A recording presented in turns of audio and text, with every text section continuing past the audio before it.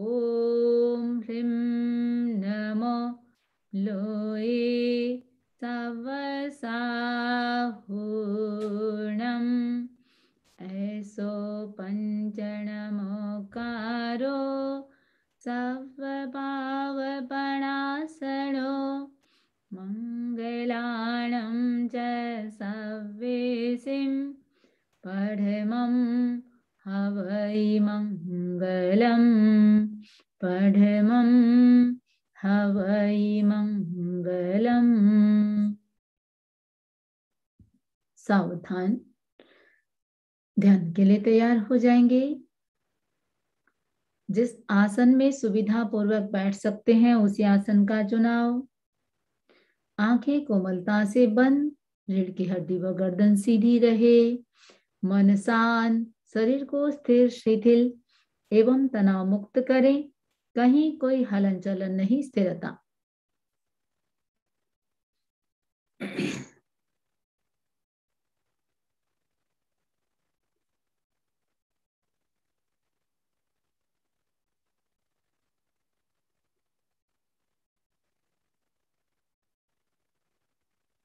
Relax relax relax.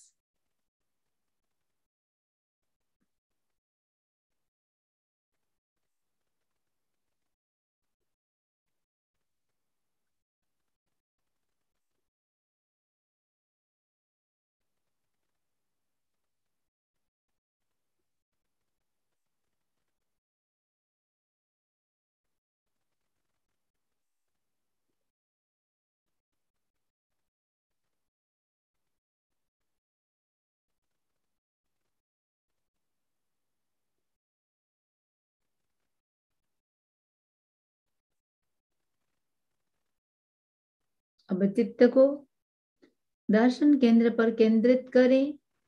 दोनों भ्रिकुटियों का, eyebrow का मिडिल पॉइंट, भ्रिकुटियों का मध्य भाग, दर्शन केंद्र।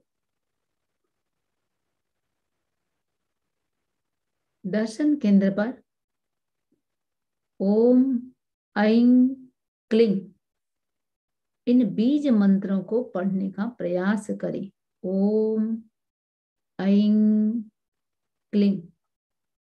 एक लाइन में भी पढ़ सकते हैं, 3 डायमेंशन में भी पढ़ सकते हैं। पहले ओम का साक्षात्कार किया, फिर ऐं का साक्षात्कार किया, फिर क्लीं। ओम ऐं क्लीं। ओम।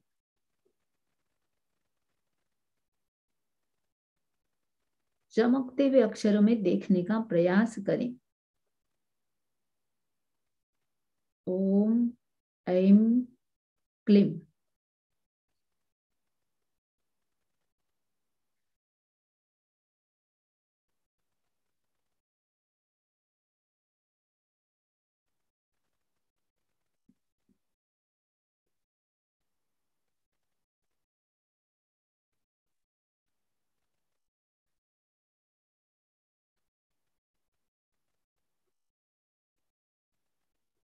गहरा संकल्प। आज ज्ञान पांचम। मेरे ज्ञान का विकास हो रहा है। ज्ञानावरणी कर्म का क्षयोपशम हो रहा है।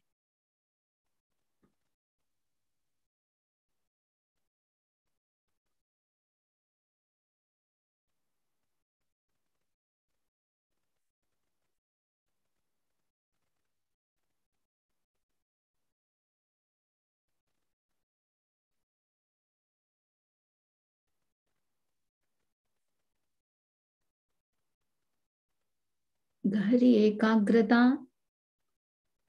कोई विचार नहीं, विकल्प नहीं, केवल बीज मंत्रों को देखें चमकते हुए अक्षरों में। ओम ऐं क्लीं। दर्शन केंद्र पर।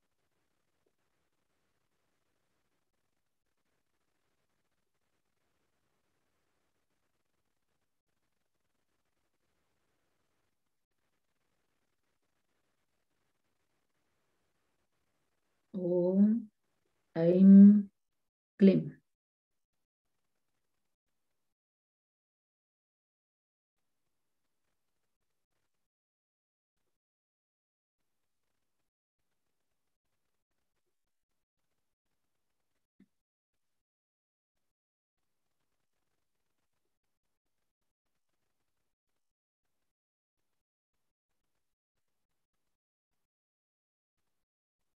मानसिक संकल्प, मेरे ज्ञानावर्णी कर्म का क्षवसम हो रहा है, ज्ञान का विकास हो रहा है, अंतर्दृष्टि जागृत हो रही है।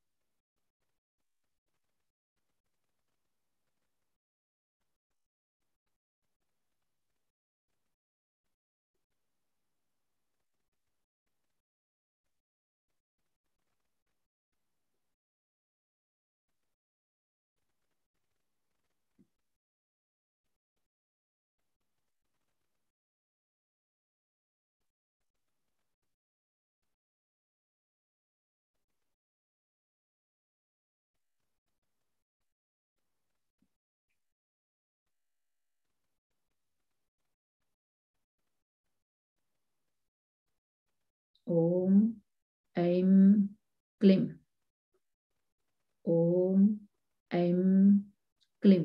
गहरी एकाग्रता।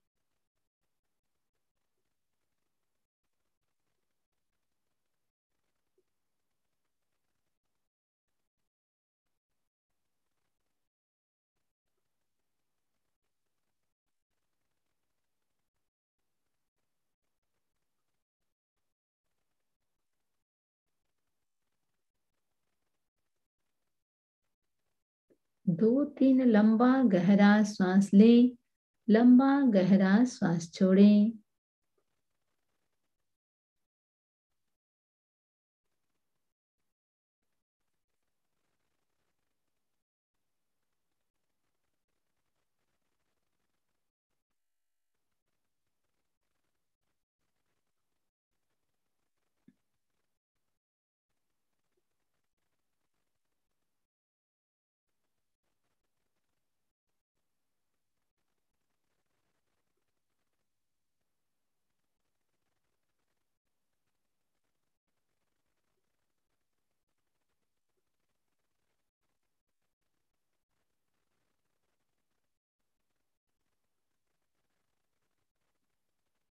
प्रयोग संपन्न।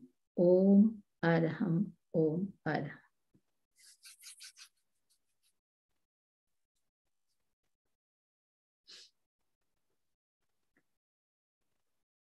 सामाई का पचकान कर सकते हैं आप लोग।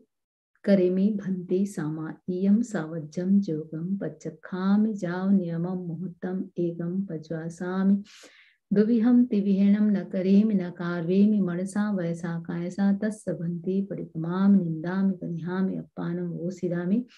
एक सामाई काल मान तक 5 आश्रय 18 पाप 6 का सेवन करने का त्याग है। संवर भी कर सकते हैं। समय सीमा स्वयं निर्धारित कर ले। निर्धारित समय सीमा अनुसार 5 आश्रय 18 पाप 6 का सेवन करने का त्याग है। आधा घंटा तक यथासंभव त्रिविहार चौविहार जैसी धारणा त्याग है। और आधा घंटा तक आपस में बोलने का त्याग है। और प्रयास करें काय गुप्ती की साधना कितनी हो सकती है और दीर्घ श्वास के साथ काय गुप्ती की शरीर की जितनी स्थिरता हो सके और साथ साथ दीर्घ श्वास के साथ। लज्जा दया संजमं भजेरम कल्याणे भागे सविसोहिथाणम जिमे गुरु सययम अनुशासयन्ति तेहं गुरु सयेयम पूजयामि तेहं गुरु सयेयम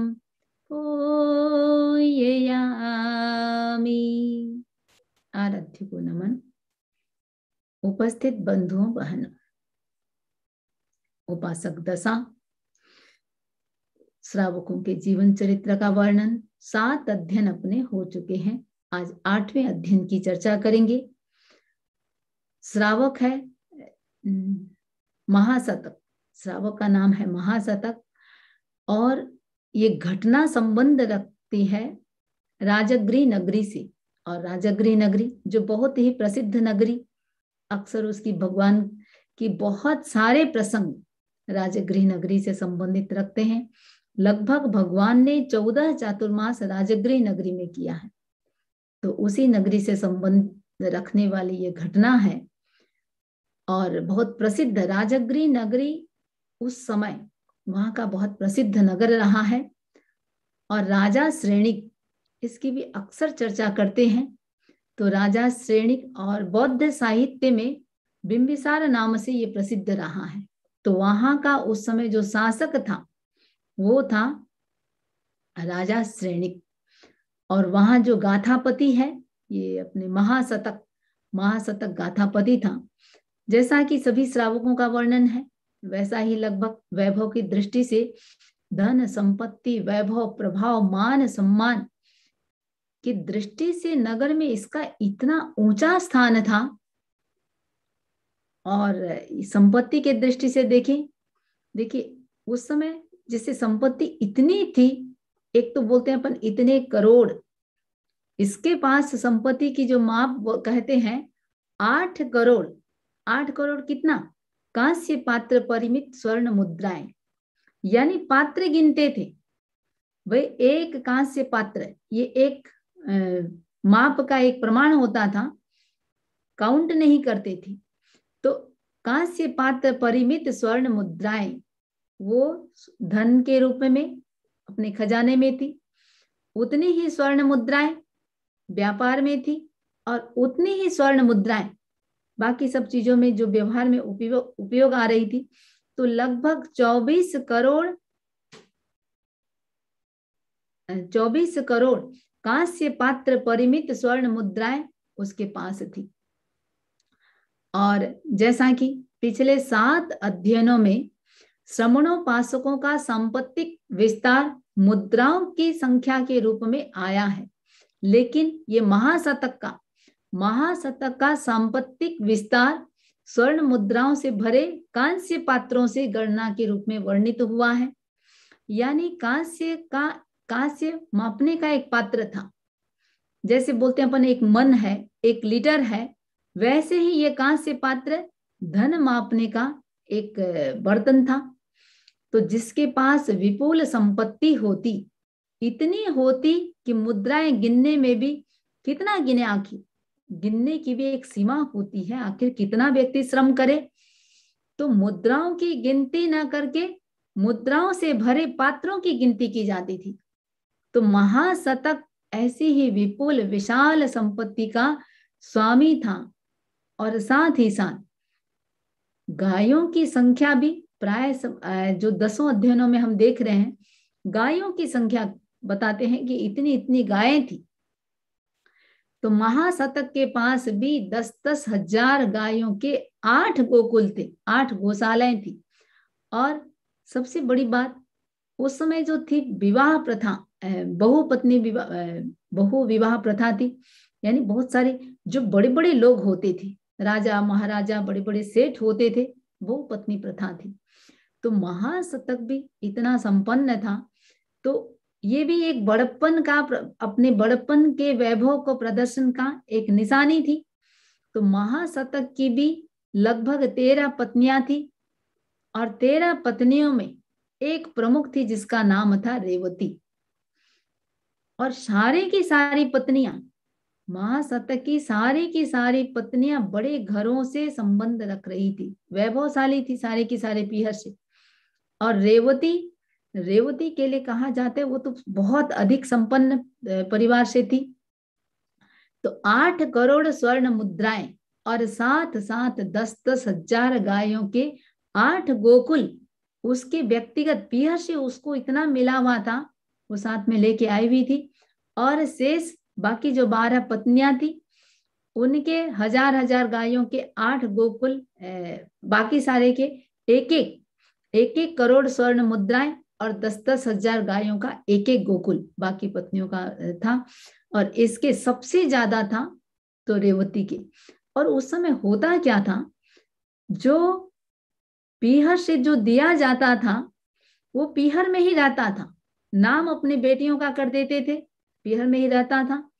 और इससे भी उनकी गरिमा बढ़ती थी कि भाई हाँ इतना दिया है।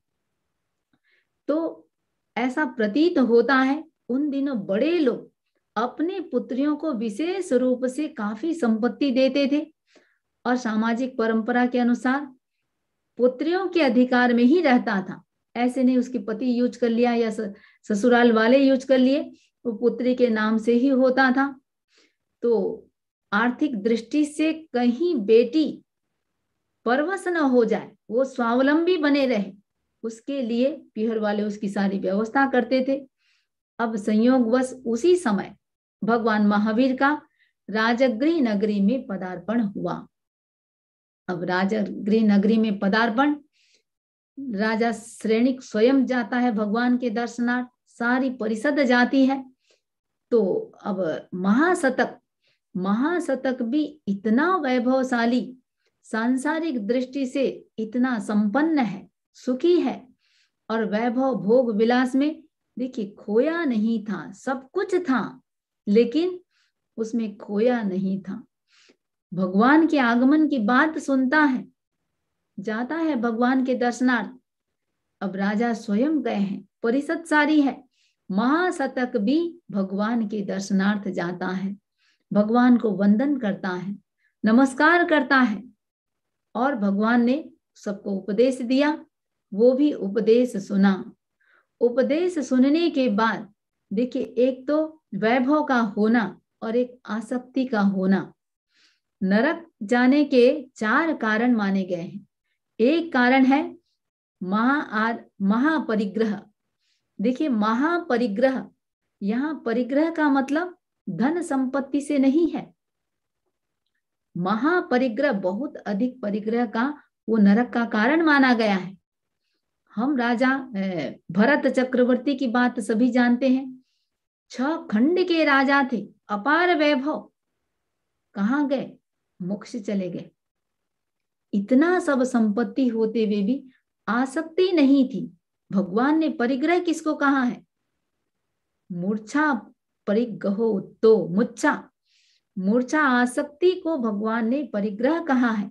असाधु के पास पहनने के लिए सिर्फ 2 जोड़ी कपड़े, पैसे नाम का कोई चीज नहीं, लेकिन इस पर भी आसक्ति है तो वो भी परिग्रह के अंतर्गत आ जाता है। एक भिखारी पहनने के लिए एक कोई कपड़ा पहनता है, एक टूटे फूटे 1-2 बर्तन, लेकिन कई बार देखते हैं जो एबनॉर्मल से होते हैं, पागल होते हैं, उन थोड़ी सी चीजों के प्रति भी इतनी गहरी आसक्ति होती है, इतनी मूर्छा होती है, मजाल है कोई उनके वस्तुओं को टच कर ले, ऐसा लगता है कि सारी दुनिया का खजाना उन्हीं के पास है। तो आसक्ति।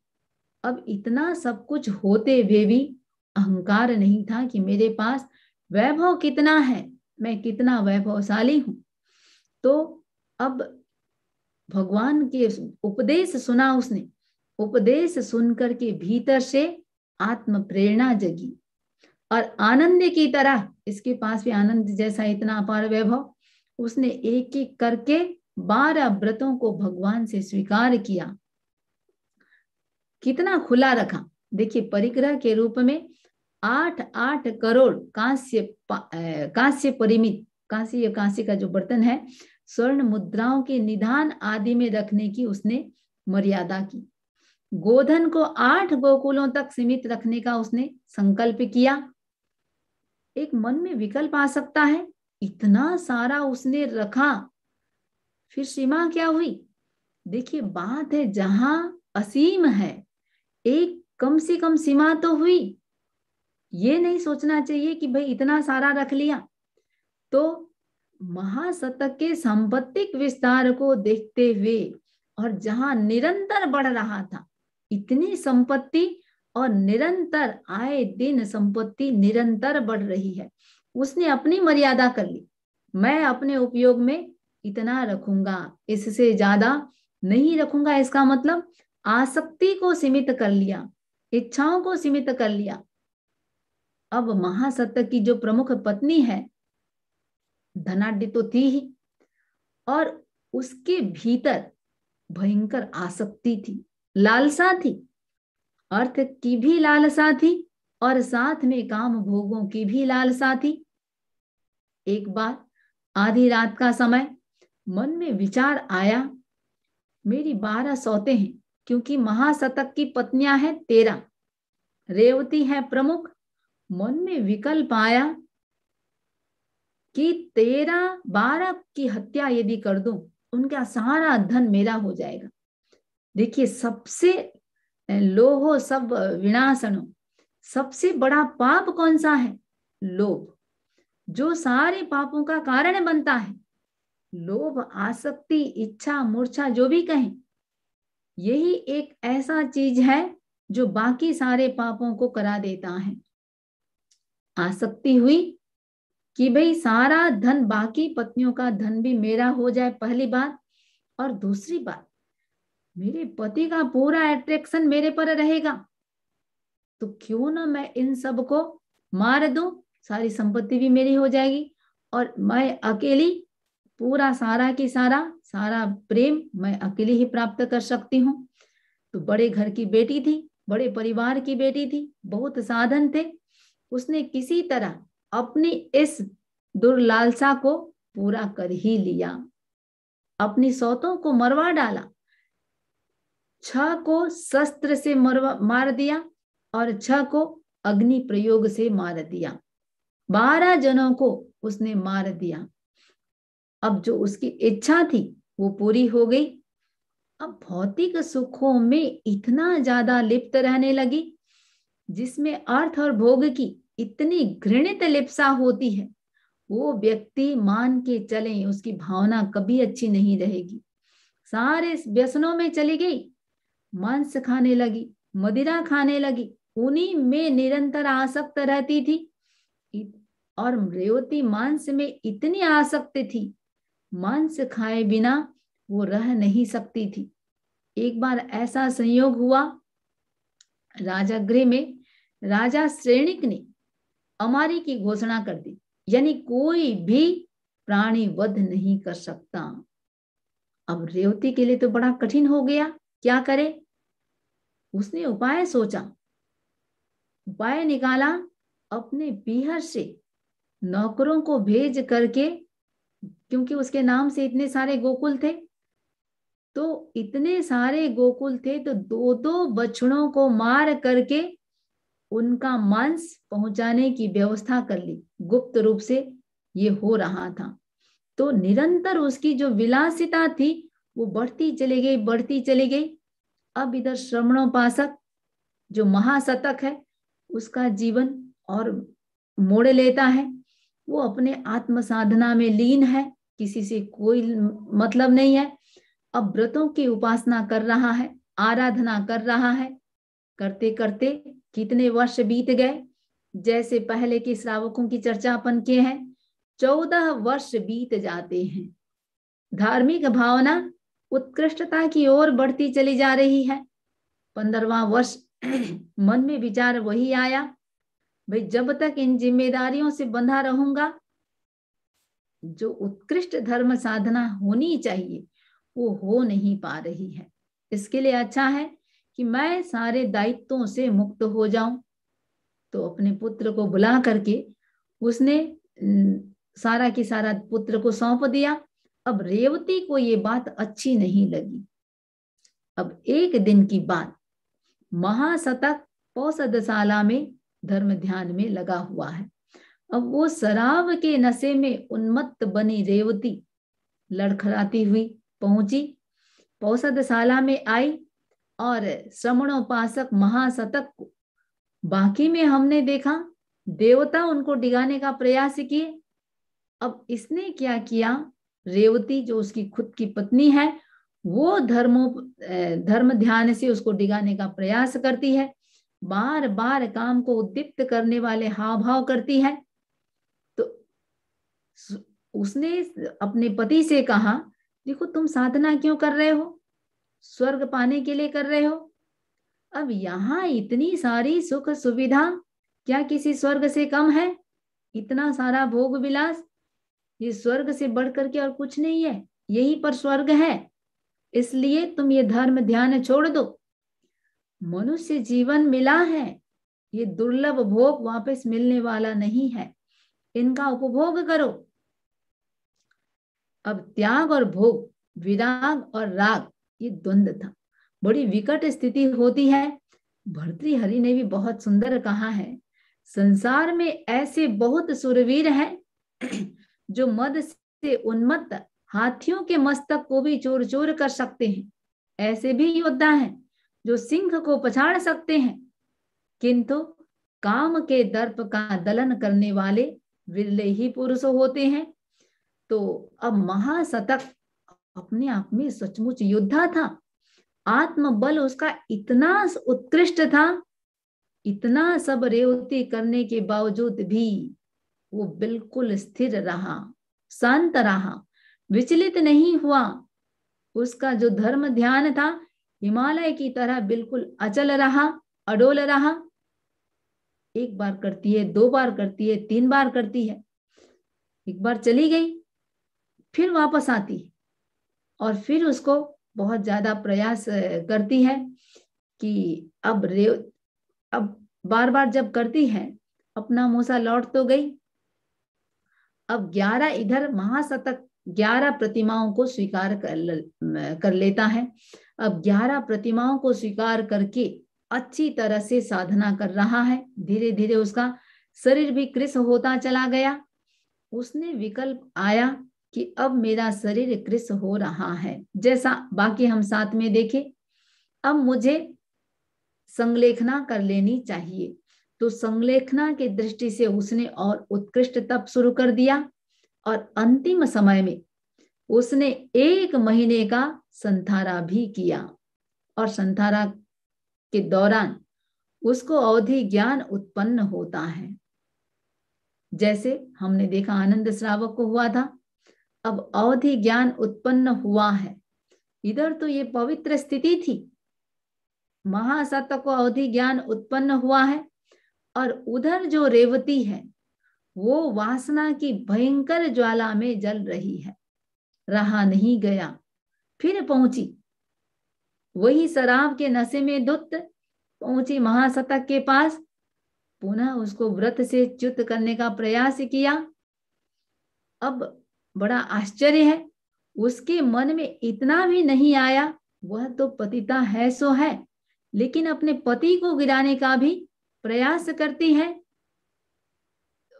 सीता के लिए भी आता है, जब श्री राम, सीता है 12वें देवलोक में, राम जब साधना कर रहे थे और सीता ने देखा, अरे कहीं मोक्ष न चले जाए।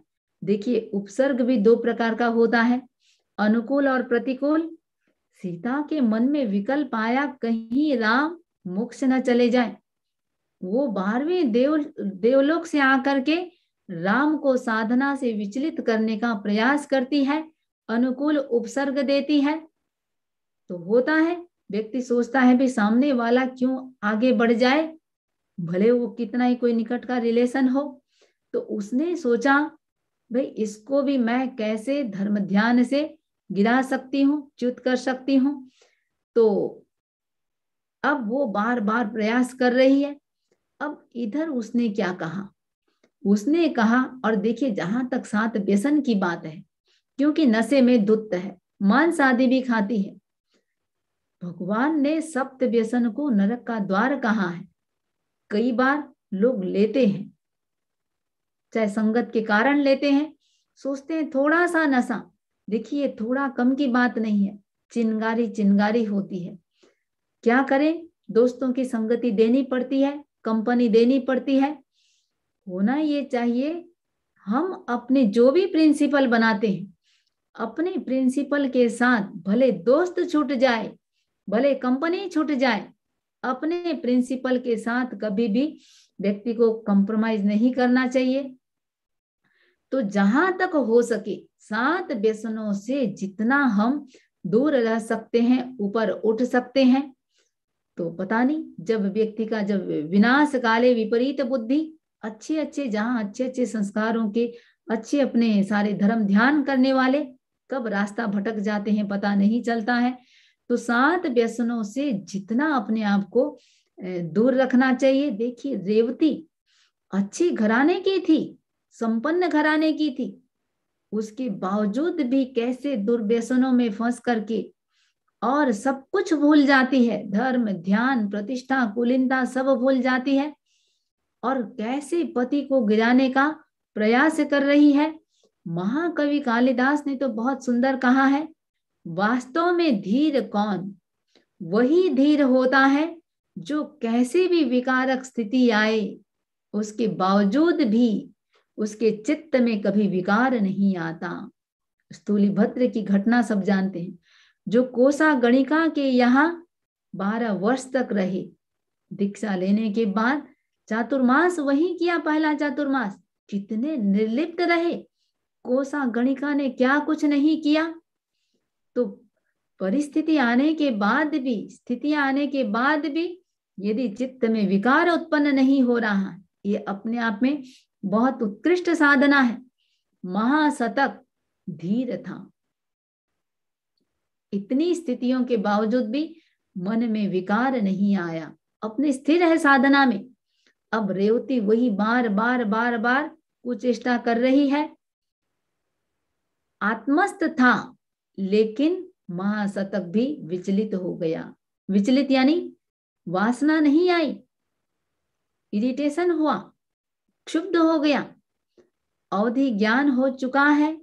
अवधि ज्ञान से उसने रेवती के भविष्य को देखा और रेवती से कहता है, तुम 7 दिन के अंदर भयानक अलसक नाम का जो रोग है उससे पीड़ित हो करके तुम अत्यंत दुखी और वेदना, क्लेश वेदना को सहन करती हुई एकदम भयंकर कष्टों में तुम्हारी मृत्यु होगी, और मर करके जाओगे कहाँ, मर करके तुम पहली नरक जिसका नाम है रत्न प्रभा, पहली नरक में और 84,000 आयुष्य वाले नैरिक के रूप में उत्पन्न होगी। भविष्यवाणी कर दी। अब रेवती ने जैसे ही सुना कांप गई, हिल गई, मदिरे के नशे में थी लेकिन भोग विलास में भी पागल बनी हुई थी। अब तो आंखों के सामने मौत नाचने लगी, और भयंकर बीमारी जिसमें खाना न नीचे जाता है न ऊपर रहता है न पचता है, भयंकर स्थिति होती है, वो अपने स्थान पर लौट गई। और महाशतक ने जैसे बताया था वैसे ही उसके साथ हुआ। 7 रात में भीषण व्याधि से पीड़ित होकर के आर्त ध्यान करती हुई असह्य वेदना के साथ नरकगामी हुई। अब संयोग से उसी समय भगवान का राजगृह नगरी में पदार्पण हुआ। अब भगवान तो सर्वज्ञ है, महाशतक के साथ जो भी घटित हुआ भगवान तो जान रहे हैं। उन्होंने अपने अंतेवासी शिष्य गौतम को बुलाया, घटना सारी बताई और कहा महाशतक से भूल हो गई है, संथारा संलेखना स्वीकार करके, ये देखिए वो कहा गया है अप्रिय सत्य भी व्यक्ति को बोलना नहीं चाहिए। बात सत्य है कि भाई ऐसा ऐसा हुआ है, बात सत्य थी, लेकिन कटु सत्य भी व्यक्ति को बोलना नहीं चाहिए। तो ऐसा सत्य मत बोलो जिससे सामने वाले को भय हो, पीड़ा हो, कष्ट हो। महाशतक ने अवधि ज्ञान, भगवान ने गौतम से कहा, महाशतक ने अवधि ज्ञान के द्वारा रेवती के सामने जो सत्य संभाषण किया वो ऐसा ही था, लेकिन तुम जा करके महाशतक से कहो, इसके लिए वो आलोचना करे, प्रतिक्रमण करे, प्रायश्चित करे। देखिए जैन दर्शन का कितना ऊंचा और गहरा चिंतन है, यानी जीवन में जिसके समता है, अहिंसा है, मैत्री है, वो सारा हमेशा विद्यमान रहे, उससे उसको विचलित नहीं होना चाहिए। स्थिर रहना चाहिए। दूसरों को कष्ट हो ऐसी बात कभी भी व्यक्ति को नहीं कहना चाहिए। गौतम स्वामी भगवान के वहां से प्रस्थान करके महाशतक के पास आए, भगवान की सारी बात कही। महाशतक ने भी ये नहीं कहा भी वो ऐसा कर रही थी। अक्सर करते क्या है, भाई क्या करें, ऐसी परिस्थिति आई इसलिए मुझे ऐसा करना पड़ा। महाशतक ने विनम्रता के साथ गौतम स्वामी की बात को सिरोधार्य किया, आलोचना करता है, प्रायश्चित करता है और अपने आप को शुद्ध करता है। तो उत्साह के साथ और एकदम उल्लास के साथ वो आत्मबल अपना भीतर बनाए हुए है, समाधि पूर्वक वही शरीर को त्याग करता है। और सारे अब तक हम देख रहे हैं श्रावकों को प्रथम देवलोक में जा रहे हैं, स्वधर्म कल्प देवलोक में जा रहे हैं। ये भी महाशतक भी संथारा पूरा करके स्वधर्म कल्प देवलोक में गया, 4 पल्योपम का आयुष्य पूरा करेगा, वहां से महाविदे आएगा और वहां से सीधा ही मोक्ष में जाएगा। तो यहाँ हमने देखा, यानी पत्नी के द्वारा इतना सा उपसर्ग देने के बावजूद भी काफी अविचल रहा। उसके बाद विचलित हुआ, गुस्सा आ गया तो भगवान ने कैसे उसको प्रायश्चित करने के लिए कहा है। तो 2 बातें हैं, कभी भी सामने वाले को कष्ट हो ऐसा सत्य भी कभी नहीं बोलना चाहिए। दूसरी बात, कैसी भी परिस्थिति क्यों ना आए, कितना हम शांत रह सकते हैं, स्थिर रह सकते हैं, इससे हम यही सीख ले सकते हैं। इन्हीं भावनाओं के साथ ओम अरहम, ओम अरहम।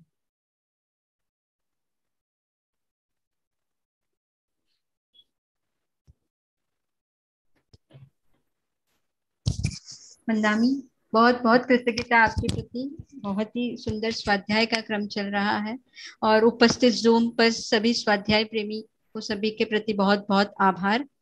अगर किसी के कोई प्रश्न हो तो हैंड रेज कर लीजिए।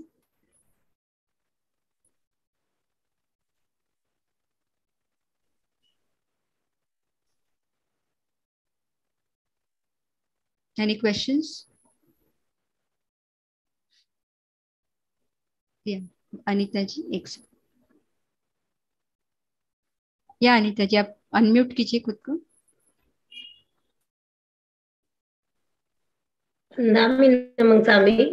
हाँ हाँ अनीता जी, ये महाविद्य क्षेत्र का जैसे आप बताते हैं ना, तो मतलब ये जैसे देवता में जैसे आपने बताया था कि मतलब पहले वाला जब स्वाध्याय चला था अपना, कि वहां भी जैसे देवताओं में ईर्ष्या भावना और ये सब चीजें होती है जैसे अपने मनुष्य लोक में होती है।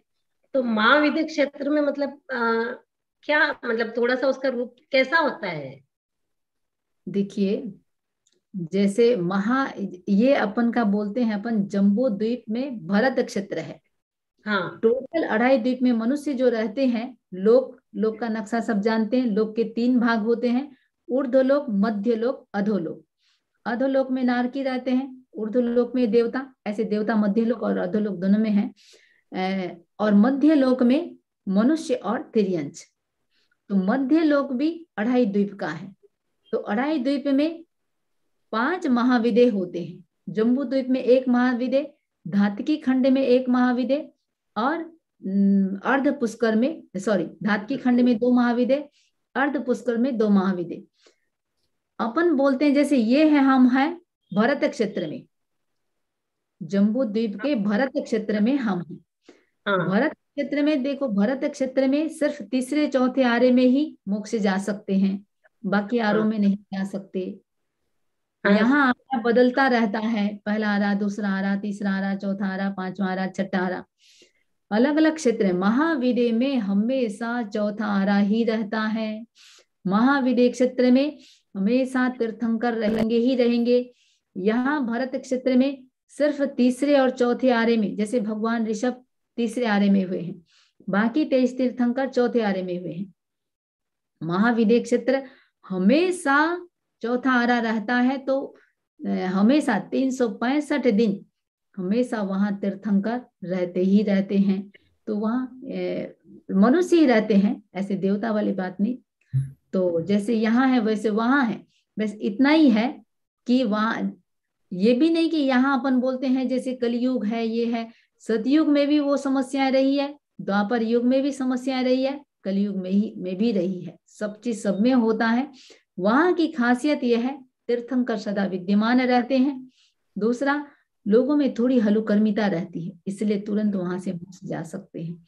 तो भावना भानी चाहिए। हम कैसे एका भवतारी, जो मैं बार बार कहती हूँ, एका भवतारी की इतना हम कर्म निर्जरा कर लें कि यहाँ से एक बार देवलोक गए, यहाँ से डायरेक्ट देखिए महाविदय की कामना करते हैं। एक इसमें ध्यान देने की बात है, यदि श्रावक है और साधु है, मर करके उनकी गति है वो देवगति ही होगी। अब मनुष्य कौन बनेगा? जो विराधक बन जाता है। अब विराधक बन गया मनुष्य यदि बना, जरूरी नहीं है वो सम्यक्ति बने, फिर पता नहीं क्या गति हो। इसलिए हम अपने सम्यक्त को खोना नहीं है, विराधक नहीं बनना है, लेकिन कर्मों की इतनी निर्जरा करनी है, यहाँ से देवगति में गए और सीधा महाविद्य क्षेत्र से सीधा मोक्ष जाए। तो ये रही बात व्यवस्था की, जैसे यहाँ लोग सब है वैसे वहां रहते हैं। खासियत इतनी है, चौथा आरा रहता है, तीर्थंकर सदा विद्यमान रहते हैं। मतलब सबसे बड़ा फर्क यही रहता है कि वो लोग मतलब क्या बोलो? हलुकर्मी है, हलुकर्मी रहते हैं। हलुकर्मी के बिना तो मोक्ष जा नहीं सकते। नहीं तो नहीं, महाविद्य में मतलब दूसरे लोगों को, जैसे सारे तो मोक्ष नहीं जाएंगे, लेकिन महाविद्य क्षेत्र में रहने वाले लोग मतलब हलुकर्मी होते हैं। सबसे बड़ा फर्क यही होता है ना। नहीं, अनुभवी भी हो सकते हैं, सारे क्रूर भी होते हैं, सब प्रकार के होते हैं, लेकिन जो अच्छा। मोक्ष जाते हैं वो हलुकर्मी ही होते हैं। और ऐसे यहाँ किसी का नेचर यदि सरल होता है और सीधा होता है तो बोलते हैं चौथे आरे का जीव जैसा है। तो हलुकर्मिता एक लक्षण तो है। हार्दिक कृतज्ञता, क्योंकि बहुत बार सुना लेकिन कभी उसके बारे में सुना नहीं था, तो जिज्ञासा चल रही थी। कृतज्ञता। और यदि महाविद्य क्षेत्र में उत्पन्न होते हैं, योग संजोग मिल गया, तीर्थंकरों का सानिध्य मिल गया, तो बहुत संभावना होती है कि हम अपने कर्मों की निर्जरा कर सकते हैं। वंदना कोकिला जी। हाँ कोकिला। वंदा में नमन स्वामी। हाँ मेरा कोकिला। ये क्वेश्चन था कि आप बोल रहे थे कि जैसे परिग्रह में अगर किसी चीज की आसक्ति होती है तो अपने को दोष लगता है, और अभी आज के हिसाब से अभी अपने पास हर चीज का अगर परिग्रह है लेकिन उसके प्रति आसक्ति नहीं हो तो क्या अपन को दोष लगता है? मूल देखिए, पाप कहाँ कहाँ है? पाप का मूल कारण राग और द्वेष है। बिना राग द्वेष के आप कुछ भी करो। हाँ, अव्रत, देखिए इसमें दो बात है। एक तो है कि अव्रत का दोष, भाई हमने त्याग नहीं किया, तो जो हम खुले हैं अपन, मूल कर्मों के आगमन के 5 हैं, मिथ्या, तो अव्रत, प्रमाद, कषाय और योग। ठीक है। तो दूसरा जो है अव्रत, हम बहुत सारा चीज उपयोग नहीं कर रहे हैं, हमने त्याग नहीं किया, वो अव्रत का दोष भी लगता है। तो और रही बात पास में वस्तु का होना, संग्रह क्यों करेगा व्यक्ति? आपको कोई चीज जरूरत नहीं है, कपड़े की जरूरत नहीं है, ज्वेलरी की जरूरत नहीं है, संग्रह क्यों करेगा? बिना आसक्ति की भावना कभी भी संग्रह करेगा नहीं।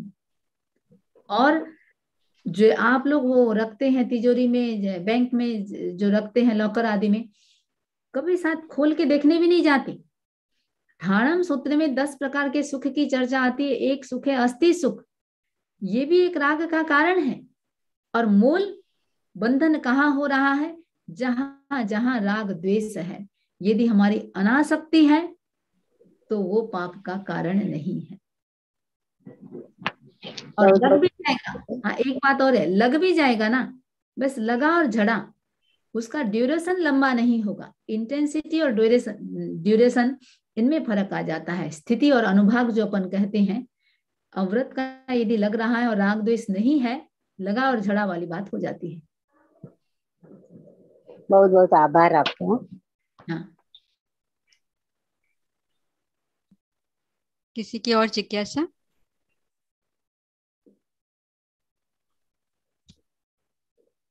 मंगल पाठ। चत्तारि मंगलम अरहंता मंगलम सिद्धा मंगलम साहु मंगलम केवली पन्नतो धम्मो मंगलम। चत्तारि लोगोत्तमा अरहंता लोगोत्तमा सिद्धा लोगोत्तमा साहु लोगोत्तमा केवली पन्नतो धम्मो लोगोत्तमो।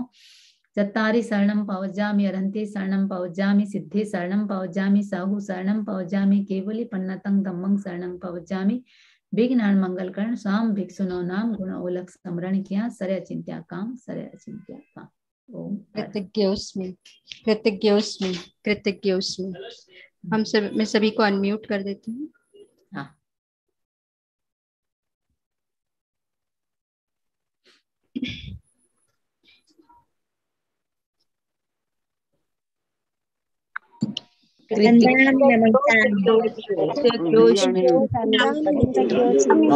नमस्कार।